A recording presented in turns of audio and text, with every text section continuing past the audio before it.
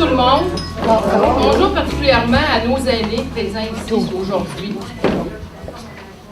Je me présente. Je suis Jacqueline Petitgrou. Je suis vice-présidente de la table régionale de concertation pour les personnes aînées du Centre du Québec. Vous savez, notre présidente, Mme Louise Labbé, a été retenue pour des raisons personnelles et elle m'a demandé de la remplacer aujourd'hui. Je dois vous dire que c'est un grand plaisir et même un honneur pour moi d'être avec vous au nom de la table régionale pour le lancement de la Charte des droits et libertés des personnes aînées dans votre résidence, la résidence Les Jardins du Parc linéaire, je crois. D'abord, permettez-moi de souligner la présence de M. André Bellavance, député de Richemont-Tabasca, de M.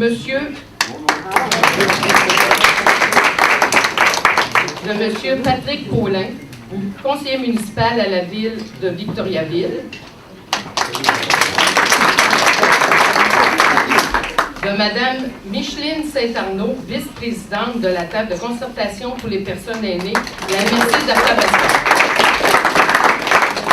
Merci d'être là. Je voudrais aussi remercier les médias et les partenaires qui sont présents. Nous apprécions beaucoup que vous soyez parmi nous. Vous savez, il y a 2 ans, dans le cadre des festivités de la Journée internationale des personnes aînées, qui a lieu à chaque année le 1er octobre, nous avions la chance de recevoir au Centre du Québec un homme inspirant qui venait nous parler d'agisme et de ses effets néfastes chez les personnes aînées.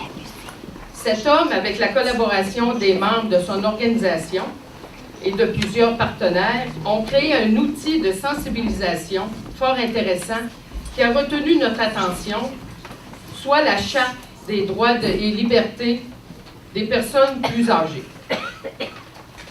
Vous savez, dans le cadre de la mission de la table régionale, les gens qui travaillent à la permanence et les membres de chacune des 5 tables régionales, c'est-à-dire locales, on travaille très fort et quotidiennement pour sensibiliser la population au discours âgiste.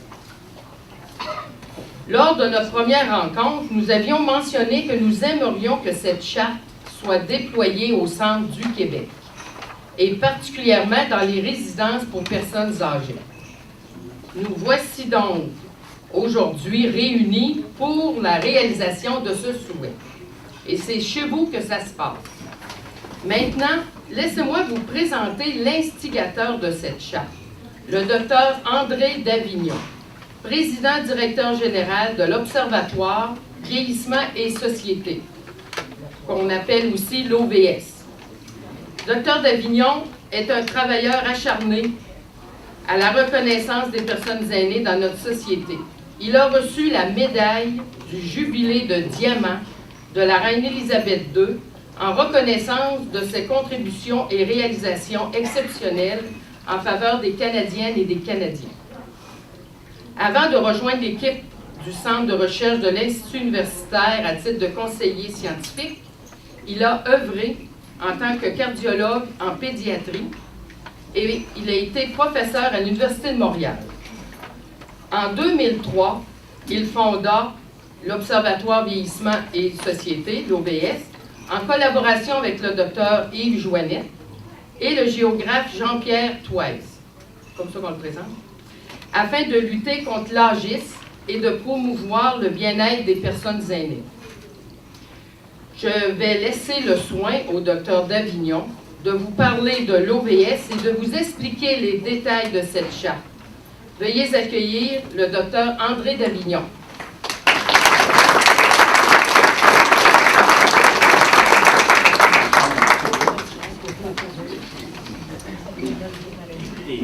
Bonjour. Je suis très ému de venir ici, bien que ce soit la 2e fois, puisque je suis venu il y a 2 ans, mais c'est la première fois que nous arrivons à l'arrivée d'un objectif que nous nous sommes fixés il y a 2 ans, c'est-à-dire l'inauguration, la généralisation de la Charte des droits et libertés. Alors, pas qui m'a laissé une série de gens importants ici. Je les ai rencontrés. Je leur dis bonjour, je leur remercie d'être venus et je leur remercie de m'avoir invité. Je vais mentionner Mme Bergeron, qui est une femme charmante. Je lui ai dit que son café était délicieux parce que j'ai voyagé partout. Je remercie Mme Jannick Ouimette à qui nous parlons souvent. Mme Petitgrou que je viens de rencontrer. Et il y a toute une liste, je vous remercie beaucoup. Même les députés, j'ai impressionné réellement. Alors, on m'a demandé de vous parler de deux choses. Premièrement, de l'Observatoire et deuxièmement, de la Charte. Je peux vous dire qu'il y a 2 ans, j'ai à peine parlé de l'Observatoire, ça m'a pris 2 heures et demie. Alors, c'est difficile, en 15 minutes, de vous parler de 2 sujets aussi étendus. Je vais essayer de me faire bref. Vous pourriez m'interrompre à la fin, mais je vais essayer de le faire en 15 minutes. Je ne suis pas sûr. Alors, d'abord la Charte. Non, d'abord l'Observatoire. Qu'est-ce que c'est que l'Observatoire vieillissement et société? C'est tout simplement une idée que nous avons eue, parce que nous avions une expérience personnelle d'avoir été victime de l'agisme, pour lutter contre l'agisme. Et donc, finalement, c'est devenu un organisme à but non lucratif, avec une charte non fédérale, une charte fédérale totalement bénévole, et nous avons 18 bénévoles, toujours de mi-temps ou plein temps, et nous avons une mission qui consiste au mieux vieillir des aînés. Nous avons un journal qui s'appelle le Géropa, nous avons un site Internet, vous avez la littérature dans le fond qui décrit nos fonctions. Vous êtes invités à vous inscrire. On m'a dit qu'il y aurait une 50aine de personnes, nous n'avons pas plus une centaine. Vous recevez notre littérature et nos publications. Alors, qu'est-ce que ça fait, l'Observatoire? C'est très simple.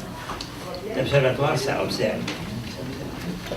Ça, c'est le signe de l'Observatoire. C'est l'objectif d'une lunette astronomique. Au lieu de regarder vers le ciel, ça regarde vers la Terre. Ça nous regarde. Et l'objectif est focalisé sur les personnages. Ça, c'est le groupe de l'Observatoire. Vieillissement et société, sur aging ici, de l'âge. Donc, là, on observe la société sous tous ses aspects. Et si vous regardez à la fin, il y a une sinusoïde qui change de couleur, de pâle, de foncé. C'est la mouvance de la société, la mouvance des sentiments, la mouvance des attitudes sociales. Et c'est comme ça que ça marche. Nous avons 18 observateurs qu'on appelle des vigies. Ils regardent. C'est des gens, évidemment, dans tous les domaines, anciens députés, lettrés, intellectuels. Ils regardent les tendances sociales, les observent, les adaptent, les résument, les adaptent pour le grand public. Et nous, on communique ces tendances au grand public par des conférences. Nous avons des membres, nous avons 8000 membres qui sont étendus dans toute la province. J'ai relevé, par exemple, nous avons des membres dans 125 villes et villages de la province. Vous avez la liste sur un gyrophare qu'on peut vous distribuer. Je ne pensais pas qu'on avait autant de villes et villages, des villages qu'on ne connaissait même pas.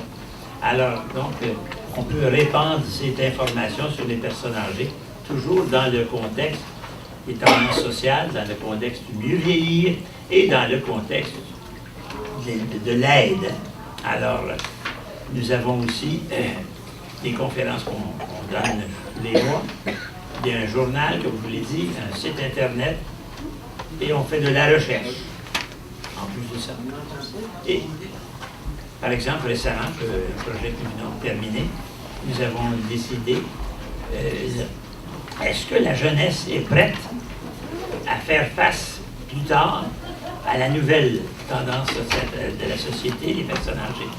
Nous avons donc analysé les manuels scolaires primaires et secondaires de français et de géographie pour voir ce qu'on pensait des aînés. Mais savez-vous ce qui est arrivé? À notre grande surprise, on n'en parle pas des aînés. Il n'y a pas d'agisme là-dedans. On parle des chiens, des chats, des animaux, 20 fois plus que des aînés, mais il n'y en a pas d'aînés. Alors, qu'est-ce qui résulte de ça? Nous allons contacter le ministère de l'Éducation, lui demander, écoutez, parlez des aînés dans vos manuels, et nous avons un nouveau projet qui vient d'être approuvé. Les aînés vont aller dans les écoles, se présenter au primaire et au secondaire, dire voilà ce que nous sommes, on vient d'avoir les fonds pour ça. afin de dire, voilà, nous existons. Vous m'entendez tous, là? Bon. Alors, c'est une manière d'agir. Donc, c'est pas juste observer, c'est agir, hein, et agir positivement pour avoir des résultats. Ça, c'est un peu ce que l'Observatoire fait. Et idéalement, si vous pouviez, en partant d'ici, vous inscrire, nous enverrons la littérature, c'est totalement gratuit. Et vous serez sûrement dans une des villes et villages, peut-être une grande ville, il n'y a aucun problème. Alors maintenant, j'arrive au gyrophare. Et le gyrophare, il y a toutes sortes de choses là-dessus. Et vous allez remarquer ici d'abord, il y a des copies en arrière, la liste des 125 villes de la province, je ne pensais pas qu'il y en avait tant que ça. Mais surtout ici, une liste ici qui s'appelle Diffusion de la Charte des droits et libertés des personnes âgées. Chaque mois, nous publions le nom des maisons qui ont accepté d'afficher la charte. Et ça, à notre grand étonnement, ça s'étend comme, j'allais dire une tache de graisse, mais c'est pas poli, comme une tache d'huile, et ce mouvement-là gagne de plus en plus d'ampleur. On fait très attention, parce qu'on ne dit pas que les autres ne sont pas bons, parce qu'on consulte un avocat, là. On dit que celle-là, la publique, ça ne veut pas dire, ça ne veut pas dire que les autres ne sont pas bons. Mais je pense qu'on espère un jour que ce mouvement rejoindra la majorité des résidences pour personnes âgées. Comment as-tu procédé pour faire cette charte-là? Alors, c'est une idée que nous avons eue tout simplement en discutant avec un avocat il y a 2 ans et demi ou 3 ans. Il a dit, pourquoi vous ne faites pas une charte des droits et libertés des personnes âgées? Alors, on a rencontré des bioéthiciens, des PhD, des gens savants, tout ça. Et on a des avocats. Et on a basé sur la Charte des droits et libertés des personnes âgées fédérales et, pas des personnes âgées, des choix des libertés fédérales et provinciales. On a adapté ces choix et les circonstances aux personnes âgées. Donc, c'est un peu les chartes des droits, la Charte des droits et libertés fédérales et provinciales, focalisée sur les aînés. C'est tout simplement ça. Ça décrit les droits et libertés des aînés. Et c'est très adapté aux besoins. Maintenant, ce n'était pas tout de la concevoir, la charte. Hein. Il fallait la faire adopter. Alors, d'abord, on s'est adressé aux organismes d'aînés. La QDR, la conférence des tables de concertation. Vous avez la liste un peu partout, la caisse. Il y en a plein. Alors, ils ont unanime. Donc, à la base, on a eu l'approbation unanime des associations de personnes âgées. Vous pouvez monter d'un étage après ça. L'étage, c'est les boss, c'est-à-dire les gens qui ont des résidences. C'est là où sont une bonne partie des personnes âgées. Alors, nous avons eu l'approbation de l'Association québécoise des résidences pour aînés. Je pense qu'il y en a 12 ou 1300. Et nous avons discuté d'arrache-pied avec ces gens-là. Et cette association-là a accepté la charte. Donc, on avait déjà 1200 approbations. C'est beau? Des petites maisons, il y en a encore plus que ça, il y en a fait 2000, mais des grandes maisons. On était heureux. Et c'est pas facile, ça. Nous avons, par exemple, discuté avec le président de l'Association des tables des résidences pour âgés, mot par mot, hein, par exemple, quand on dit la liberté à l'information. Oui, mais c'est quoi ça? Ben oui, mais une télévision, c'est correct, la liberté à l'information.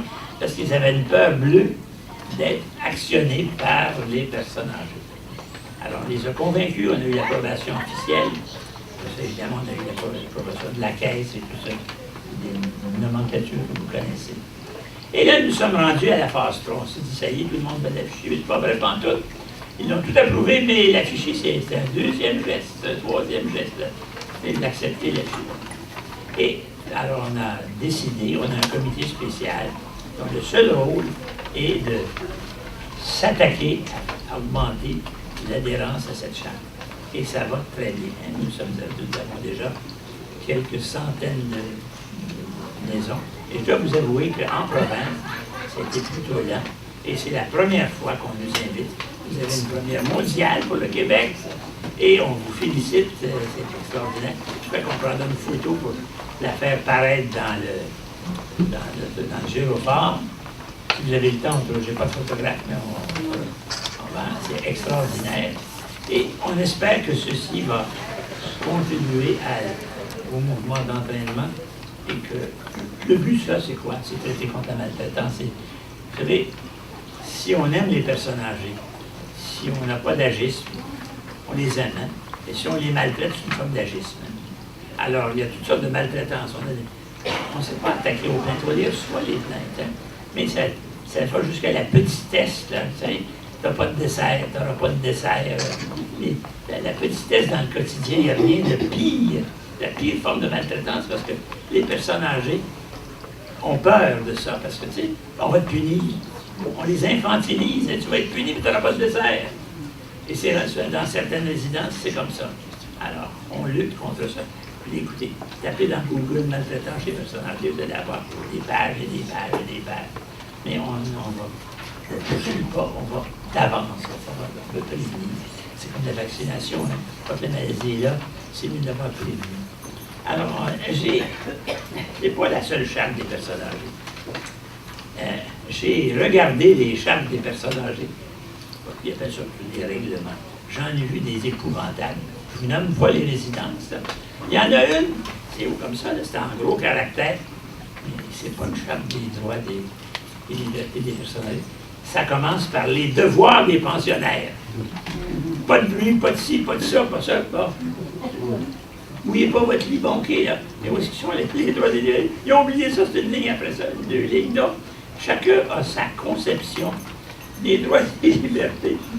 Des fois, on a l'impression qu'on est dans un pénitencier, là, mais alors, ces choses-là, c'est pas acceptable, on ne peut pas accepter ça. Je ne vous nomme pas les résidences où on m'a envoyé des chartes. Il y a même une des plus grandes résidences du Québec, sa charte n'est pas acceptable. Comme je vous dis, il y a des règlements d'abord, puis deux lignes après. Alors, c'est quasiment, vous avez le droit de ne pas être mis dehors si vous faites ça, c'est votre droit. Alors, c'est donc terrible. Alors, si vous la lisez, la charte, c'est très simple, hein? Vous l'avez lu, on l'a modifié ici. Je ne sais pas qu'il y ait quelqu'un qui en a fait une version différente de la nôtre, mais c'est les mêmes mots, ça va être la version officielle. Est-ce que c'est pensable que dans la région, elle s'étende, cette charte? Ça, c'est notre souhait. Pour ça que nous sommes déplacés et ça nous a fait vraiment plaisir. Alors, il reste peut-être 2-3 minutes, là, si vous voulez poser des questions, ça fait plaisir. Vous êtes choqués, vous êtes dans le choc, là. Qu'est-ce que je suis? Ben, je suis un cardiologue pour les enfants. On s'est déplacé de Montréal aujourd'hui et ça nous a fait plaisir. Et vous avez une région magnifique. Et je pourrais vous parler pendant 1 heure, mais est-ce que ça fait 15 minutes? Est-ce que vous avez des questions? Si vous n'avez pas de questions, je vais vous en poser, par exemple. Madame, alors qu'est-ce que vous en pensez? On est très fiers d'avoir on va tout faire pour qu'elle soit déployée. Vous avez combien de maisons ici, par exemple, de personnages? 35, bon, ben merci. Sur les 2 territoires, Arthabasca et Rap. C'est énorme. 35. Vous savez, j'en parlais, 2000 personnes. vous m'avez demandé, vous ne m'avez pas demandé, mais comment vous vivez? On vit, nous sommes logés dans l'Institut universitaire de gériatrie, parce que c'est là que nous avons fondé l'Observatoire dans le centre de recherche. L'Institut universitaire de gériatrie nous donne des locaux, mais nous payons tout le reste. On a un budget d'à peu près 40 à 50 000 pour quand même payer le secrétariat, le papier, les téléphones, la quelque chose. On ne cherche pas de ménage. Et ça devient de plus en plus difficile. Donc, on s'adresse aux maisons de personnes âgées. Carl Swell, ils ne m'ont même pas répondu. Ça fait 2 mois que j'essaie de les rejoindre. Ils ne sont pas intéressés. Ils ne sont pas intéressés à aider des gens à rester dans les résidences. Ils sont au-dessus de l'aide. Alors, j'aime pas ça qui était, je ne suis pas un mendiant, et c'est très difficile. Et nous avons 8 ou 10 000 membres. On pense qu'on rejoint à peu près, si chaque membre en contacte 2 ou 3, peut-être une quinzaine, 20 000 personnes. Mais c'est gratuit, ça. On ne peut pas être comme la FADOC, là.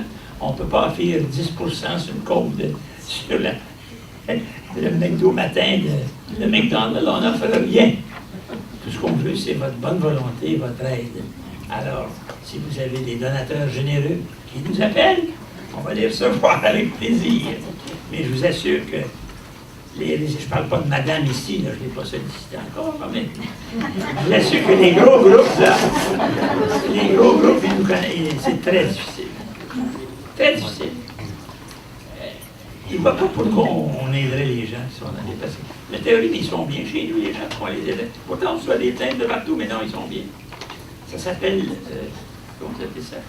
Occulter les problèmes. Alors, merci de m'avoir écouté. S'il y a d'autres questions, madame. Est-ce que la charte est aussi présente dans les résidences publiques comme les CHSLD? C'est-à-dire la Caisse. Connaissez-vous la Caisse? L'Association québécoise des établissements de santé publique.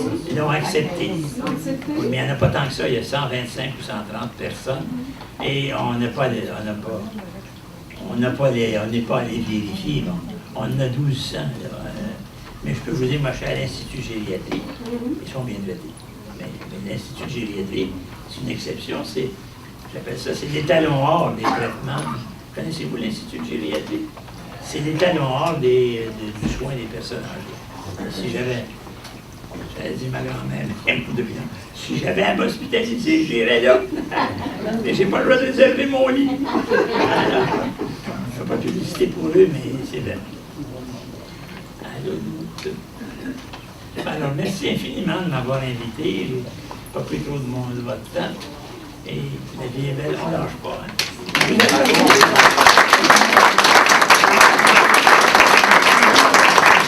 Vous avez toute cette littérature-là en arrière et votre demande, c'est nous qu'on vous envoie les données. Merci.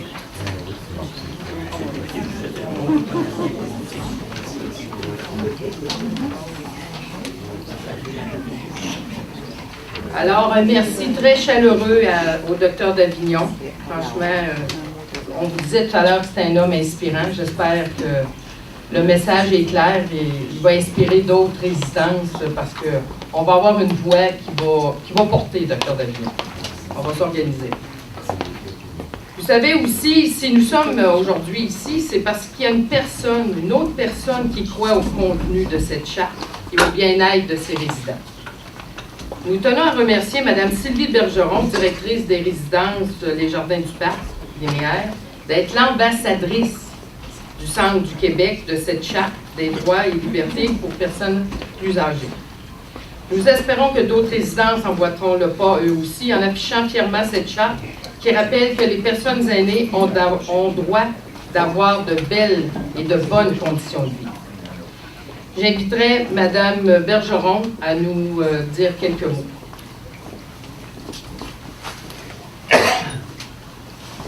Excusez-moi.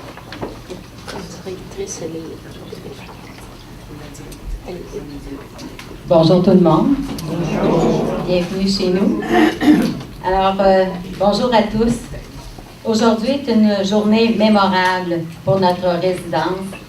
En effet, nous sommes honorés et fiers d'afficher ce qui représente à nos yeux tous droits fondamentaux et plus spécifiquement ceux de nos chers aînés. En identifiant et en adaptant certaines réalités concernant ceux-ci, nous contribuerons à agir contre l'agisme. Soyons attentifs et vigilants. Unissons nos voix pour que demain soit de plus en plus le reflet d'une société qui prend soin de ses aînés en leur offrant des milieux de vie stimulants, sécurisants et réconfortants pour eux.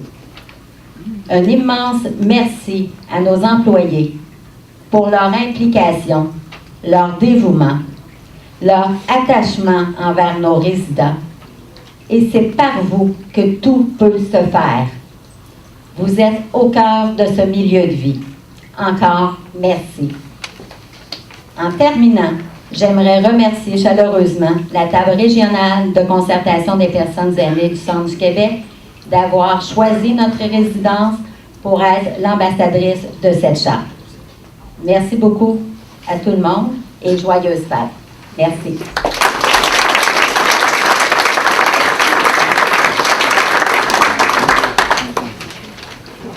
Monsieur Davignon voudrait vous remettre quelque chose, Mme Bergeron.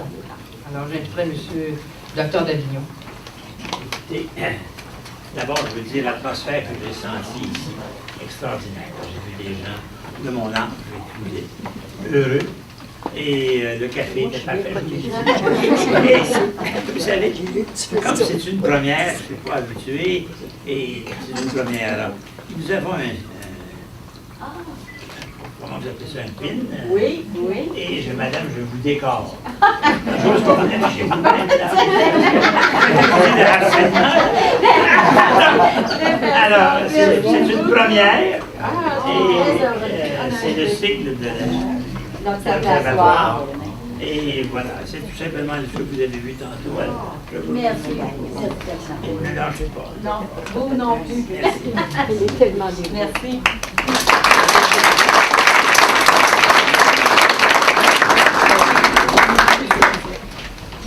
Alors, merci beaucoup, Madame Bergeron. On va passer comme on dit, peut-être au moment protocolaire, c'est qu'on va procéder à la coupure du ruban pour vraiment lancer cette charte dont le docteur Davignon nous a parlé tout à l'heure et qui va être affichée ici dans l'édifice, dans la halle, je présume, là, un endroit stratégique pour que les gens puissent savoir comment la résidence du parc traite ses aînés. Alors, j'inviterai le docteur Davignon, M. Bellavance, M. Paulin, Mme Saint-Arnaud, à se joindre à nous pour la photo et la coupure du... Là, c'est un ruban de Noël, je suis dans le thème. Je pense que c'est vous qui allez couper le ruban. C'est Mme Bergeron, attendez, que ça soit vous.